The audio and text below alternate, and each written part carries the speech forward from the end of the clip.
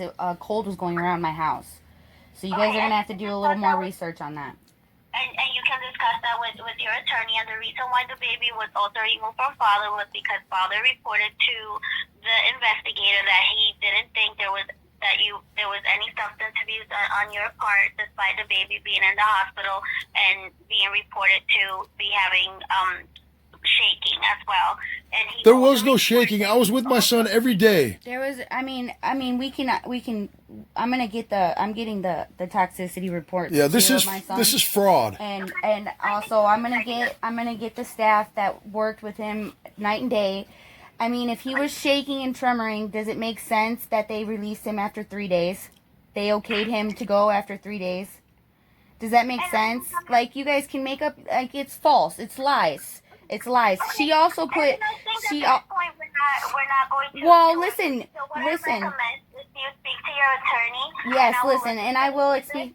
No, listen. You got to understand the frustration because we've been trying to reach out to anybody and everybody and their supervisor for the past month to try to get some questions answered.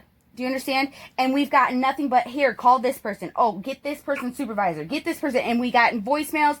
And you're the first person that's called back that's saying they're a supervisor, that's had some kind of freaking title that can answer some questions. And so, yeah, we're a little frustrated because it's the first time. You guys tell us to keep in contact with you and keep up to date with you guys.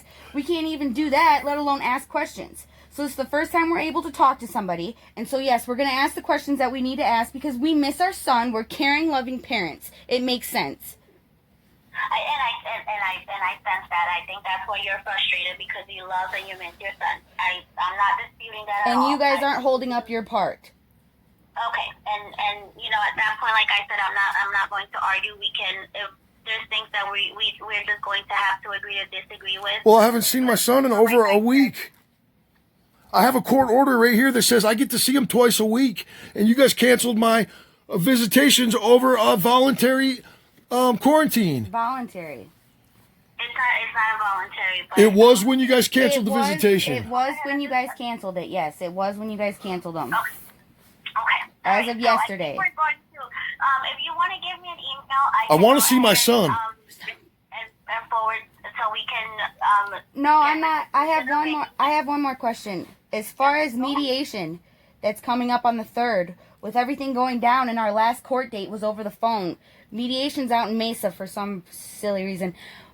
How is that going down? Is that going to be over the phone, or are we expected to go out to Mesa and then be shuttled home? My understanding is it's going to be over the phone. Everything right now is over the phone until further notice, and I know it's been extended up until the 30th of April. So, like I said, if you give me your email address, once we have all the information as to where we're calling in, I will go ahead and I want to see my baby. Well. And if you want to give me Steven's information, I will keep him copied in the same email. I demand to see my baby. Okay, so it's not till it's until the 30th now. We were told until the 10th. It was supposed to be until the 15th, I believe, but then it's been extended up until the 30th, and we can go ahead, like I said, you can go ahead and staff with your attorney as well. But that's the information that I have. You guys took my child over charges of marijuana. She don't care. Listen. Sir, do you have a medical marijuana card? I didn't have no kids in my care, okay? Yes, I do have a medical marijuana card. I'm asking Steven. No, I do not. But the reason why I went down to test for you guys, because you didn't have a court order to get me to test, you guys told me that all you wanted to see was that was all that was in my system was marijuana. And then, so I agreed to go do it, to work with you guys. The minute I go down to do it, you guys act like you really got me on something. Well, there was no kids in my care when I took a puff of that marijuana. And it would have easily come out of my system because once a kid is in my care, I'm not trying to do no marijuana.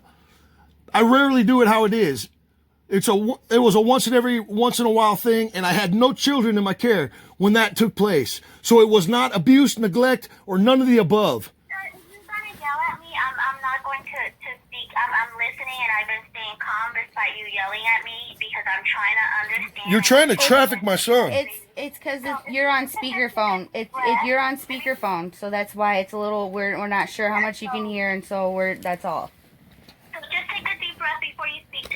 that I'm not, I haven't been verbally yelling or. All right, so I have other questions. Okay, so Go ahead. What's the next question? as far as my daughter, I haven't gotten any pictures, any updates on how she's doing. I need updates on how she's doing, and her birthday's coming up. This is not fair. My daughter's gonna spend her birthday in some home. Have you been attending court where the judge is not doing visitation with you or father until there's consistency in services, or did that change? See, and that makes little to no sense. You guys, I'm not required to do about, services. you I guys- have not contracted with you you guys guys. You guys know about the 2 cases, and so on and so forth. And then I'm allowed visitations with my son, but I'm not allowed with my daughter. In fact, my daughter's not even allowed to have pictures of me. Oh, and I'm not, like I said, I'll follow up on that too, but that's my understanding regarding court. And the reason is the children were removed for the same kind of situation, but No. What Sophia lived was different than this current situation. So Right. that's why it's two different reasons regarding visitation. Exactly. So they're not the same, because she was removed from her dad's care for drinking and driving, and then later on Well, came. you were in the car with her, correct? You were in the car. She's the one who called. I'm the one that called the cops. If it wasn't for me, he'd still have my daughter today. Okay, and please don't scream. That's what I said. And you were the one who called for help. But because you were yelling, you were unable to hear the second part of what I was saying. No, you guys are trying to accuse her of... I'm tired of being accused. This is not the first time that I've been accused of neglect for jumping in the car with my daughter, because this guy is 6'3". He's attacked me before. I know this man. He would have left me right where we were if I tried to stop him from driving. And he would have gotten in the car with my daughter, and he would still have my daughter. So if I didn't jump in the car and call the cops and say, hey, look, I know this is what he's doing, because I told you guys in a previous TDM that you guys have freaking from, 2018, you guys have a TDM that I told you guys he drinks and drives and I'm worried about sexual assault. You guys said, well, the family court has given him friggin' custody, we have to give her back. You guys gave her back, and then this went on for months more. Now she's already come out and said there's been allegations of her father sexually assaulting her. And I was in the car when he was drinking and driving, because I know this man more than you guys, and that's why I got in the car. To protect her daughter. To protect my daughter, that if something was going to happen, I was going to go with my daughter, not send my daughter off to her death. I don't understand how you guys would like me to stop him. He's 6'3". I'm 5'6". He's attacked me before. I've lived with him before. I sat in the back seat with my daughter. When the cops pulled up, that man was in the front seat with his unopened beer, his open beer, and one sitting in his lap when they pulled up. Already driving on a suspended. That was all him. And if it wasn't for me getting in the car saying something to somebody, like, hey, 911, he's about to drop me off at my house and then take my daughter back home, which is a 40-minute drive from where he was dropping me off to where he was going. If I never would have done that, he'd still have my daughter right now. So don't tell me, don't say that's neglect. Don't say that that's why, and this is why I'm on my... No, I jumped in to save my daughter, to be with my daughter, that if something happened to her, I was there and I went down with her. That I called the cops and I made sure that he was held accountable for what he was doing all along.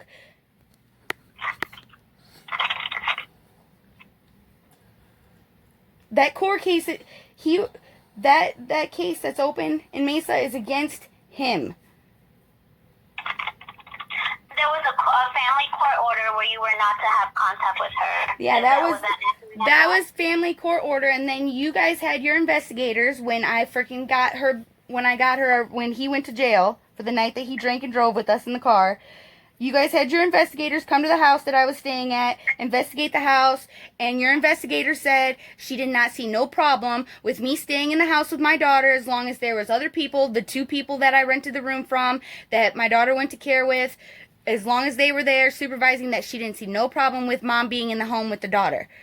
So, I mean... You guys are fabricating you lies. guys have all these paperworks too. That's what I'm trying to figure out. You guys have all these paperworks that I have that are saying the same thing that I'm saying to you. I just, can I get a picture of my daughter, please? I need a picture of my daughter. I haven't seen a picture of my daughter in a while. I would like a picture of my son. I'd like to be able, like. Do you know if the placement for your son? Because what I'm going to do is reach out to her and see if she is willing to do some phone videoing so that you can see the baby. How is it willing? How is it up to her? When my daughter was placed with my roommates, they had to freaking do everything that DCS asked them to do. There was no, hey, if you guys have the time, or are you willing to do this? When we're asking a foster placement to have direct contact with a parent, we usually tell them that we would like for it to happen, but we can't force them. It's up to them whether or not they want to have contact with a parent. Well, it's my son. It's not like he's going to be there forever. Okay, do you have any family members? I know Mrs. I think, was it Donna Gross, who initially said she was willing to be placement, then she said she wasn't. Do you or your father have any family member Yes. or any people that you know that would be willing to care for your son? Yes. My son. Yes. Can you please provide that information to me so that I can reach out and we can start the I process? have a current she's a lifelong family member of ours. She does foster care right now. She has foster care children in her care, so she's already jumped through all your hoops and everything. And she said she's willing to take my son. If I give her your information and have her call you. Yes, let me give you this number and also let me give you my email so that, she can follow up with an email if she's not able to get a hold of me by phone. I think I got your email in the text, and I also too sent you my email just now in the text messages. Okay, so have her if she can email me before she calls me so that we can schedule a time.